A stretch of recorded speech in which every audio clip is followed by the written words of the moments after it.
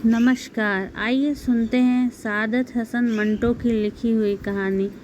जैसा कि आप जानते हैं, सआदत हसन मंटो उर्दू के एक बहुत बड़े लेखक रहे हैं। उन्होंने फिल्मों में पटकथा भी लिखी और वो पत्रकार भी रहे हैं।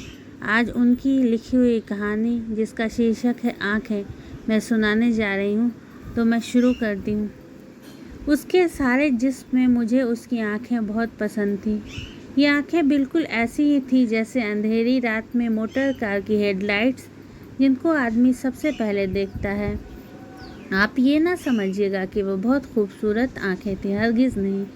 मैं खूबसूरती और बदसूरती में तमीज़ कर सकता हूँ, लेकिन माफ़ कीजिएगा, इन आँखों के मामले में सिर्फ इतना ही कह सकता हूँ कि वो खूबसूरत नहीं थी, लेकिन इसके बावजूद उनमें बेपनाह कशिश थी।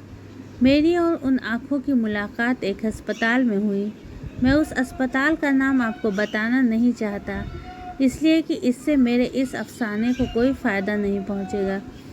बस आप यही समझ लीजिए कि एक अस्पताल था जिसमें मेरा एक अजीज़ ऑपरेशन कराने के बाद अपनी ज़िंदगी की आखिरी सांस ले रहा था। यूँ तो मैं तीमारदारी का कायल नहीं, मरीज़ों के पास जाकर उनको दम दिलासा देना भी मुझे नहीं आता, लेकिन अपनी बीवी के पैहम इसरार पर मुझे जाना पड़ता कि मैं अपने मरने वाले अजीज़ को अपने खुलूस और मोहब्बत का सबूत दे सकूं। यकीन मानिए कि मुझे सख्त कोफ्त हो रही थी। अस्पताल के नाम से ही मुझे नफ़रत है, मालूम नहीं क्यों। शायद इसलिए कि एक बार बम्बई में अपनी बूढ़ी हमसाई को, जिनकी कलाई में मोच आ गई थी, मुझे जे अस्पताल में ले जाना पड़ा था। वहाँ कैजुअल्टी डिपार्टमेंट में मुझे कम से कम 2.5 घंटे इंतज़ार करना पड़ा था। वहाँ मैं जिस आदमी से भी मिला, लोहे के मानिंद सर्द और बेहिस था। मैं उन आँखों का जिक्र कर रहा था जो मुझे बेहद पसंद थी। पसंद का मामला इनफरादी हैसियत रखता है। बहुत मुमकिन है अगर आप ये आँखें देखते तो आपके दिल और दिमाग में कोई रद्द-ए-अमल पैदा न होता। ये भी मुमकिन है कि आपसे अगर उनके बारे में कोई राय तलब की जाती तो आप कह देते, निहायत वाहियात आँखें हैं। लेकिन जब मैंने उस लड़की को देखा तो सबसे पहले मुझे उसकी आँखों ने अपनी तरफ मुतवज्जह किया। वो बुर्का पहने हुई थी, मगर नकाब उठा हुआ था। उसके हाथ में दवा की बोतल थी और वो जनरल वार्ड के बरामदे में एक छोटे से लड़के के साथ चली आ रही थी। मैंने उसकी तरफ देखा तो उसकी आँखों में जो बड़ी थी, न छोटी, स्याह थी न भूरी, नीली थी न सब्ज़, एक अजीब किस्म की चमक पैदा हुई। मेरे कदम रुक गए, वो भी ठहर गई। उसने अपने साथी लड़के का हाथ पकड़ा और बौखलाई हुई आवाज़ में कहा, तुमसे चला नहीं जाता। लड़के ने अपनी कलाई छुड़ाई और तेज़ी से कहा, चल तो रहा हूँ, तू तो अंधी है। मैंने ये सुना तो उस लड़की की आंखों की तरफ दोबारा देखा। उसके सारे वजूद में सिर्फ उसकी आंखें ही थी जो पसंद आई थी। मैं आगे बढ़ा और उसके पास पहुंच गया। उसने मुझे पलकर ना झपकने वाली आंखों से देखा और पूछा, एक्सरे कहाँ लिया जाता है? इत्तेफाक की बात है कि उन दिनों एक्सरे डिपार्टमेंट में मेरा एक दोस्त काम कर रहा था और मैं उसी से मिलने के लिए आया था। मैंने उस लड़की से कहा, आओ मैं तुम्हें वहाँ ले चलता हूँ, मैं भी उधर ही जा रहा हूँ। लड़की ने अपने साथी लड़के का हाथ पकड़ा और मेरे साथ चल पड़ी। मैंने डॉक्टर सादिक को पूछा तो मालूम हुआ कि वो एक्सरे लेने में मसरूफ़ है। दरवाज़ा बंद था और बाहर मरीज़ों की भीड़ लगी थी। मैंने दरवाज़ा खटखटाया। अंदर से तेज़ और तुर्द आवाज़ आई, कौन है? दरवाज़ा मत ठोको। लेकिन मैंने फिर दस्तक दी। दरवाज़ा खुला और डॉक्टर सादिक मुझे गाली देते देते रह गया। ओह, तुम हो? हाँ भाई, मैं तुमसे मिलने आया था। दफ्तर में गया तो मालूम हुआ कि तुम यहाँ हो। हाँ, आ जाओ अंदर। मैंने लड़की की तरफ देखा और उससे कहा, आओ, लेकिन लड़के को बाहर ही रहने दो। डॉक्टर सादिक ने हौले से मुझसे पूछा, कौन है ये? मैंने जवाब दिया, मालूम नहीं कौन है, एक्सरे डिपार्टमेंट को पूछ रही थी। मैंने कहा, चलो मैं लिए चलता हूँ। डॉक्टर सादिक ने दरवाज़ा और ज़्यादा खोल दिया। मैं और वो लड़की अंदर दाखिल हो गए। 4-5 मरीज़ थे। डॉक्टर सादिक ने जल्दी जल्दी उनकी स्क्रीनिंग की और उन्हें रुखसत किया। इसके बाद कमरे में हम सिर्फ 2 रह गए, मैं और वो लड़की। डॉक्टर सादिक ने मुझसे पूछा, इन्हें क्या बीमारी है? मैंने उस लड़की से पूछा, क्या बीमारी है तुम्हें? एक्सरे के लिए तुमने किस डॉक्टर से कहा था?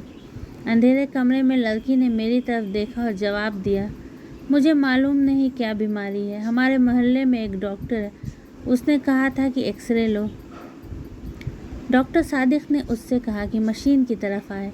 वो आगे बढ़ी तो बड़े ज़ोर के साथ उससे टकरा गई। डॉक्टर ने तेज़ लहजे में उससे कहा, क्या तुम्हें सुझाई नहीं देता? लड़की खामोश रही। डॉक्टर ने उसका बुर्का उतारा और स्क्रीन के पीछे खड़ा कर दिया। फिर उसने स्विच ऑन किया। मैंने शीशे में देखा तो मुझे उसकी पसलियाँ नज़र आईं। उसका दिल भी एक कोने में काले से धब्बे की सूरत में धड़क रहा था। डॉक्टर सादिक 5-6 मिनट तक उसकी पसलियों और हड्डियों को देखता रहा। इसके बाद उसने स्विच ऑफ कर दिया और रोशनी करके मुझसे मुखातिब हुआ, छाती बिल्कुल साफ़ है। लड़की ने मालूम नहीं क्या समझा कि अपनी छातियों पर जो काफ़ी बड़ी बड़ी थी, दुपट्टे को दुरुस्त किया और बुर्का ढूंढने लगी। बुर्का एक कोने में मेज़ पर पड़ा था। मैंने बढ़कर उसे उठाया और उसके हवाले कर दिया।